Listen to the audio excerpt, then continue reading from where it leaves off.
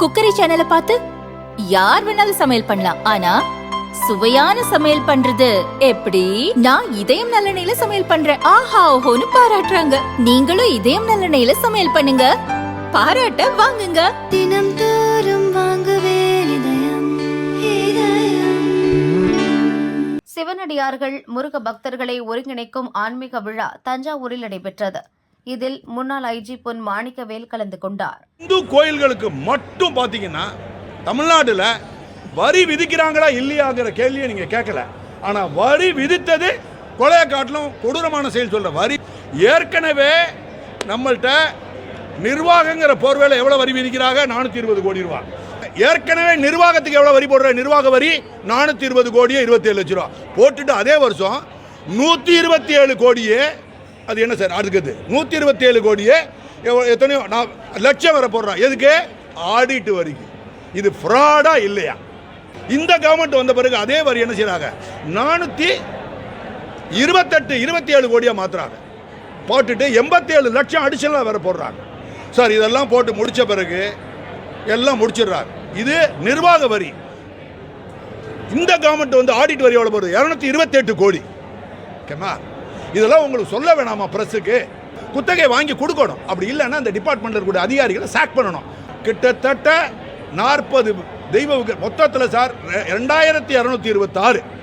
அதை நான் ஒரு ஆளை அரெஸ்ட் பண்ணதனுடைய விளைவு 2200 சீஸ் பண்ணுறாங்க 2012.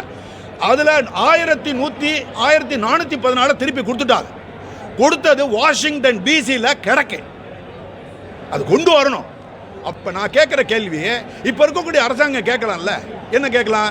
1400 பேர் சொல்கிறாரு, அதில் ஒரு 15 தெய்வம் தமிழ்நாட்டுக்கு வரணும். அது கேட்கலாம்ல. கேட்கறதுக்கு ஆள் இல்லை. என்ன காரணம் அப்படின்னா கோயிலை அவங்க வெறுக்கிறாங்க.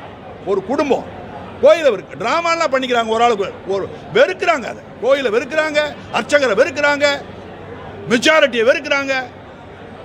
மண்ணுக்குள்ளே இருந்த கோயிலை வெளியே கொண்டு வர்றான் உங்கள் மாதிரி தனிப்பட்ட ஒரே ஒரு ஆள். இதே கவர்மெண்ட்ல ஆர்கியாலஜின்னு ஒரு டிபார்ட்மெண்ட், ஸ்டேட் ஆர்கியாலஜி, வருஷத்துக்கு 5 கோடி ரூபா கொடுக்குறேன். நான் தான் 500 கோடி ரூபா கொடுக்கணும்னு சொன்னேன். அது செத்த பூனையா உட்காந்துருக்கு.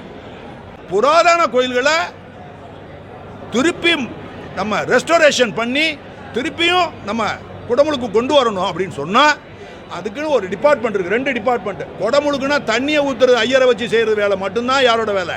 அறநிலைத்துறை வேலை. ஆனால் இவனு என்ன செய்கிறாங்க? அறநிலைத்துறை புறநமைக்கிறதுக்கு ஸ்டேட் ஆர்கியாலஜி டிபார்ட்மெண்ட் பண்ணுற வேலையை தான் எடுத்துக்கிட்டான். என்னன்னா கரப்ஷன். அவனுக்கே பணம் போகணும். அந்த பணத்தை இருக்கும். அப்போது ஜூரிஸ்டிக்ஷன் அவங்களுடைய வேலையை திருடி வச்சிருக்காங்க HRNC டிபார்ட்மெண்ட். திருவெண்காடுல 35 தெய்வ விக்கிரகங்கள் காட்சி பொருளாக வச்சுக்கிட்டு இருக்கு. ஏன் வைக்கிறீங்க?